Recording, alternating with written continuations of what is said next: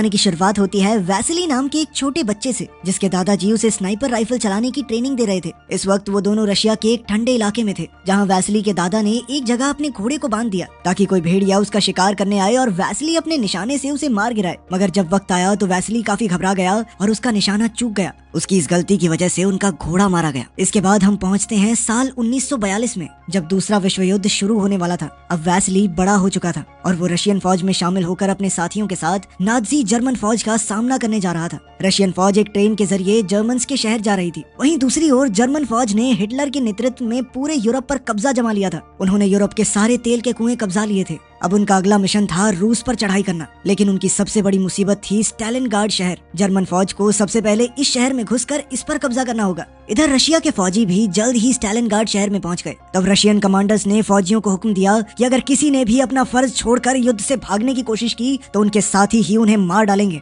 अगर मौत से बचना है तो उसका एक ही तरीका है, जर्मन फौज को यहाँ से खदेड़ना। इसके बाद रशियन ऑफिसर्स ने फौजियों को कश्तियों में बैठाकर दूसरी तरफ रवाना किया। उस पार जर्मन फौजी मौजूद थे और रशियंस उनका मुकाबला करने जा रहे थे। तभी उनकी नजर नदी पर पड़ी, जो उनके साथी फौजियों की लाशों से भरी हुई थी। ये देखकर वो सब बुरी तरह सहम गए। फिर जैसे ही वो किनारे तक पहुंचने वाले थे तो जर्मन प्लेन्स ने उन पर बॉम्ब्स और गोलियों से धुआंधार हमला कर दिया। जर्मन प्लेन्स ने काफी फौजियों को मार डाला और रशियंस की काफी कश्तियां डूब गई। मगर खुशकिस्मती से वैसिली नदी पार करके किनारे तक आ पहुंचा। इसके बाद कुछ और कश्तियां भी किनारे तक आने में कामयाब रही। वहां पहुंचकर अफसरों ने फौजियों को हथियार दिए, मगर हमले की वजह से उनके हथियार कम पड़ गए थे। इसलिए ऑफिसर्स ने हुक्म दिया कि 2 फौजी एक हथियार इस्तेमाल करेंगे। उन्होंने फौजियों को जर्मन सिपाहियों को मारकर उनके हथियार छीनने को कहा। इधर वैसिली को सिर्फ गोलियां ही मिली थी और उसके दोस्त को बंदूक मिल गई। अब उसे हथियार पाने के लिए किसी जर्मन सिपाही को मारना होगा। फिर जैसे ही ऑफिसर ने हमले का इशारा किया तो रशियन फौजियों ने जर्मन्स पर हमला बोल दिया। जर्मन्स ने बदले में बॉम्ब से हमला किया, जिससे रूसी फौज को काफी नुकसान हुआ। इसी बीच वैसिली के दोस्त की मौत हो गई तो वैसिली ने उसकी बंदूक लेने की कोशिश की, लेकिन तभी एक और फौजी ने उसे धक्का देकर उसका हथियार छीन लिया।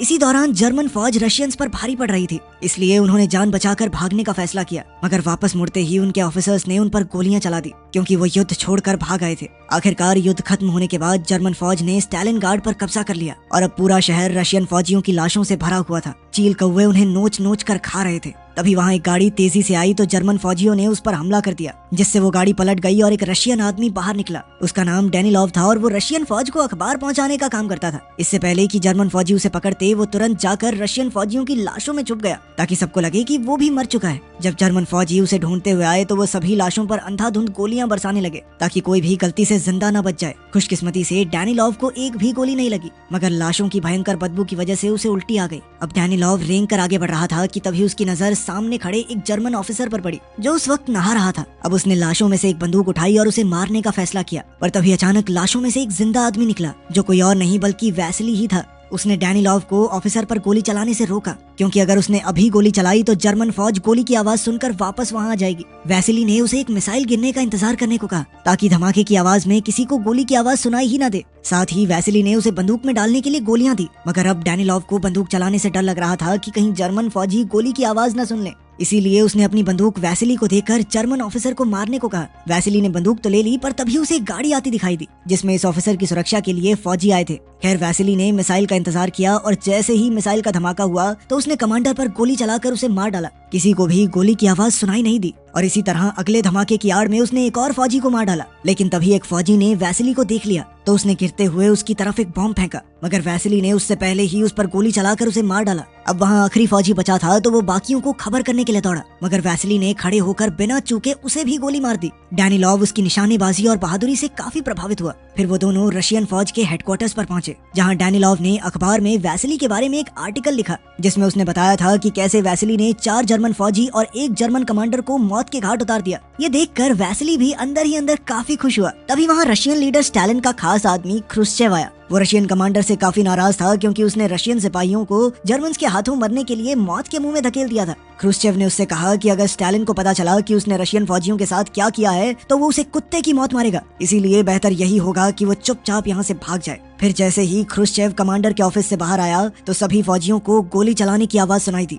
और वो समझ गए कि कमांडर मर चुका है। अब ख्रुश्चेव ने ऑफिसर्स से फौजियों का हौसला बढ़ाने का तरीका पूछा, ताकि वो नाजी जर्मन्स का मुकाबला करके स्टालिनग्राड को वापस अपने पास ला सकें। तब डैनिलॉव ने क्रुश्चेव से कहा कि सिपाहियों को जबरदस्ती जंग में फेंकना सही नहीं रहेगा। उन्हें ऐसे सिपाहियों को प्रमोशन देना चाहिए जिन्होंने जर्मन्स का डटकर सामना किया है, जिससे बाकी फौजियों का हौसला बढ़ेगा। क्रुश्चेव को उसका आइडिया काफी अच्छा लगा और उसने ऐसा ही करने का फैसला किया। जल्द ही डैनिलॉव भागता हुआ वैसिली के पास पहुंचा और उसे बताया कि उन दोनों का प्रमोशन हो गया है। अखबार में छपी वैसिली की कहानी को पढ़कर देश के सभी लोग उसकी बहादुरी की तारीफ करने लगे। स्नाइपर बनने के बाद वैसिली ने 33 जर्मन सिपाहियों को मार गिराया और 13 जर्मन कमांडर्स को इस्तीफा देने पर मजबूर कर दिया। इसके बाद हम देखते हैं कि एक दिन वैसिली एक जर्मन कमांडर पर निशाना साध कर बैठा था, पर जैसे ही वो गोली चलाने लगा तो एक बच्चा उसके सामने आ गया, जिससे वैसिली का ध्यान भटक गया और वो कमांडर को मारने से चूक गया। इस बच्चे का नाम साशा था। वो एक रशियन बच्चा था जो वैसिली की बहादुरी की कहानियां सुनकर उसे अपना हीरो समझता था। साशा उसे अपने साथ अपने घर ले आया तो उसकी माँ ने वैसिली की बहुत आवभगत की। कुछ देर बाद ही डैनिलॉव और तान्या नाम की एक खूबसूरत लड़की भी वहाँ आई। वो छुपकर आम लोगों को जर्मन फौजियों से बचाने का काम करती थी।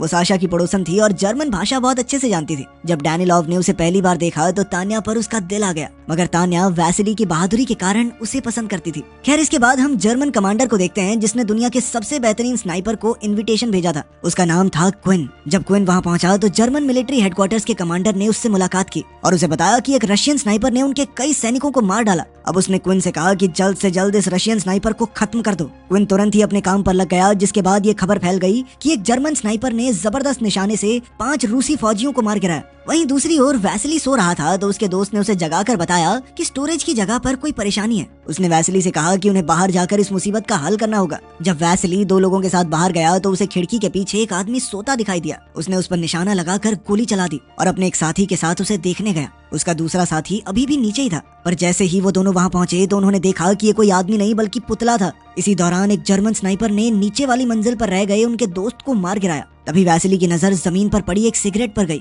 और उसे एहसास हुआ कि यहाँ कोई और भी मौजूद है। इसी दौरान जर्मन प्लेन्स ने स्टालिनग्राड शहर पर बॉम्ब्स और मिसाइल्स से हमला करना शुरू कर दिया। ये देखकर वैसिली का साथी डरकर भागने लगा, पर जर्मन स्नाइपर ने चालाकी से उसे भी मार दिया। इधर वैसिली बमबारी के दौरान भी उसी बिल्डिंग में छुपा रहा। इसके बाद हम क्विन को देखते हैं जो अखबार पढ़ रहा था और साशा उसके जूते साफ कर रहा था। उसने साशा को अखबार देकर उसे जर्मन भाषा में समझाने को कहा। साशा ने बताया कि इसमें वैसिली की निशानेबाजी और उसकी बहादुरी के बारे में लिखा है। तब उस नादान बच्चे ने बातों बातों में क्विन को बता दिया कि वो वैसिली का बहुत बड़ा फैन है और वो उससे मिल भी चुका है। वहीं दूसरी ओर वैसिली मिलिट्री हेडक्वार्टर्स पहुंचा, जहां डैनिलॉव पहले से मौजूद था। वहां उसकी मुलाकात कैलिकॉव नाम के एक और स्नाइपर से हुई, जिसने उसी जर्मन स्नाइपर क्विन से निशानेबाजी सीखी थी। जल्द ही वैसिली ने डैनिलॉव से मिलकर उसे बताया कि उसके दोनों साथी मारे गए। उसने बताया कि जिस स्नाइपर ने उन पर हमला किया था वो बार बार अपनी जगह बदल रहा था, इसलिए वैसिली उसे पहचान नहीं सका। तब डैनिलॉव समझ गया कि ये स्नाइपर कोई और नहीं बल्कि क्विन ही था। डैनिलॉव ने वैसिली को बताया कि क्विन उसके बारे में सब कुछ जानता है और उसे ही मारने के मकसद पर यहाँ आया है। फिर अगले दिन वैसिली ने सपने में उसी बचपन वाली घटना को देखा जब भेड़िए ने घोड़े को मार डाला था।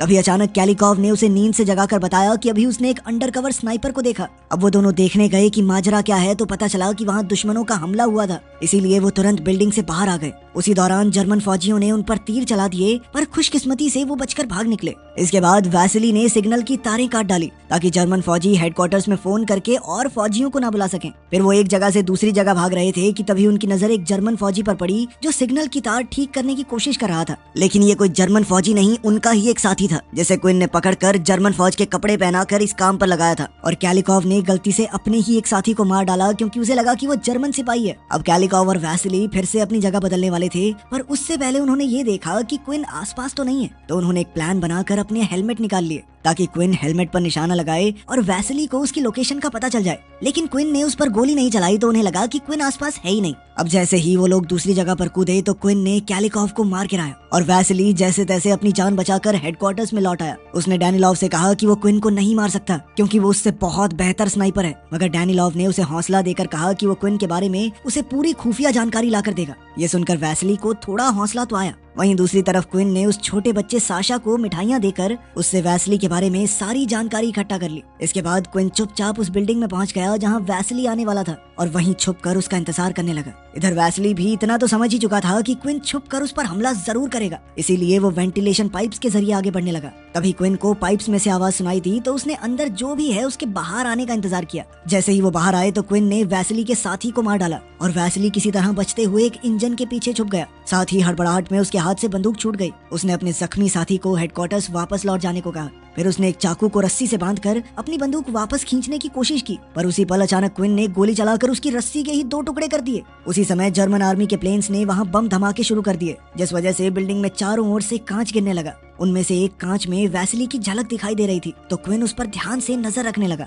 उधर जख्मी फौजी जब हेडक्वार्टर्स पहुंचा तो उसने तान्या को वैसिली की हालत के बारे में बताया। तब डैनिलॉव ने देखा कि तान्या किस तरह वैसिली के लिए परेशान हो रही थी। तान्या अपने आप को रोक नहीं पाई और वैसिली की मदद करने के लिए वेंटिलेशन पाइप से होते हुए उस तक पहुंची, पर जैसे ही वो पाइप से बाहर आने वाली थी तो वैसिली ने उसे रोक दिया। इधर वैसिली ने तान्या को क्विन की लोकेशन बताकर उसकी तरफ एक शीशा मोड़ने को कहा ताकि वैसिली भी उसे देख सके। तान्या ने ऐसा ही किया और उसी पल अचानक वैसिली ने अपनी बंदूक से निशाना लगाकर क्विन के हाथ पर गोली चला दी। इसके बाद वो तुरंत हेडक्वार्टर्स लौट आए तो वैसिली की काफी तारीफ हुई क्योंकि उसने एक ही बार में क्विन पर सही निशाना लगा दिया था। इसके बाद वैसिली डैनिलॉव से मिलने आया और उसने डैनिलॉव को अखबार में अपने बारे में लिखने से मना कर दिया क्योंकि वो भी बाकी फौजियों की ही तरह गुमनाम होकर लड़ना चाहता था। इस पर डैनिलॉव ने कहा कि तुम कोई आम फौजी नहीं बल्कि एक बेहतरीन स्नाइपर हो और जब बाकी फौजी तुम्हारी बहादुरी के किस्से सुनते हैं तो उनमें जोश भरता है उससे। इसके बाद डैनिलॉव ने साशा को बुलाया जो उनके लिए जासूसी कर रहा था। साशा ने वैसिली को बताया कि जब वो क्विन के जूते साफ करता है तो उसे पीली धूल दिखाई देती है। इस तरह की मिट्टी खास तौर पर सिर्फ केमिकल फैक्ट्री में ही मिलती है। साशा रशियन फौज के लिए क्विन की जासूसी करके बेहद खुश था,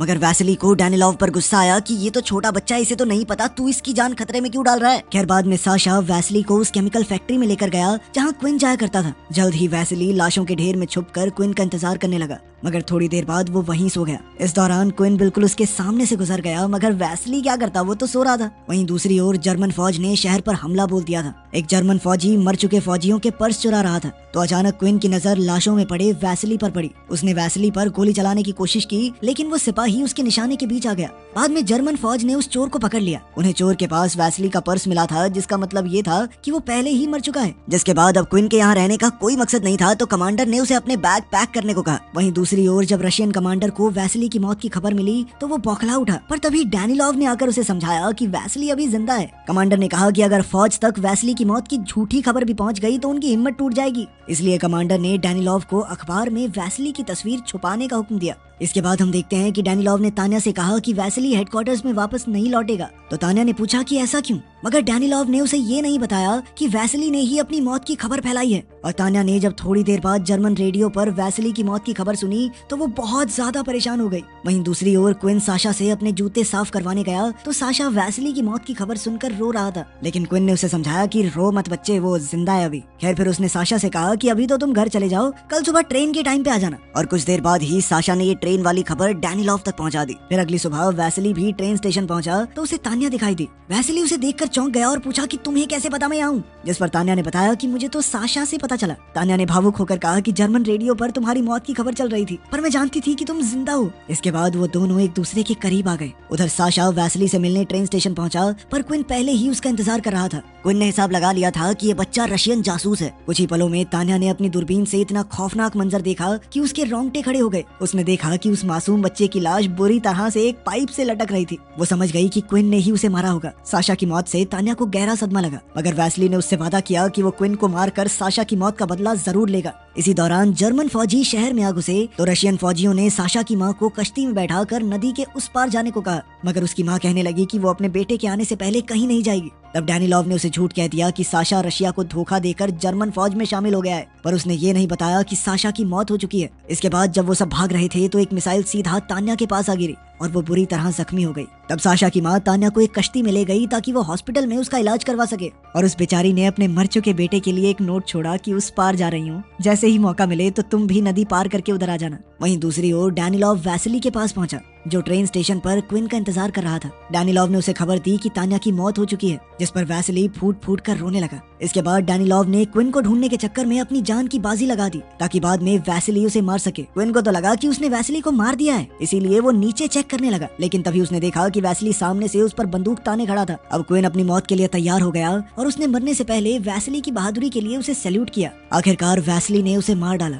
और फिर क्विन की बंदूक उठाकर डैनिलोव की कुर्बानी के सम्मान में उसकी लाश पर रख दी। इस घटना के 2 महीने बाद रशियन फौज ने जर्मन्स को हरा दिया। बाद में वैसली हॉस्पिटल पहुंचा तो उसने देखा कि तान्या जिंदा थी। वो उसे देखकर बेहद खुश हुआ। बाद में रशियन फौज ने वैसली के सम्मान में उसकी बंदूक को स्टालिनग्राड म्यूजियम में रखवाया और उधर वैसली और तान्या ने एक दूसरे से शादी करके एक अच्छी जिंदगी बिताई। वीडियो पसंद आई तो लाइक कर देना, चैनल को सब्सक्राइब कर लेना। मिलते हैं अगली वीडियो।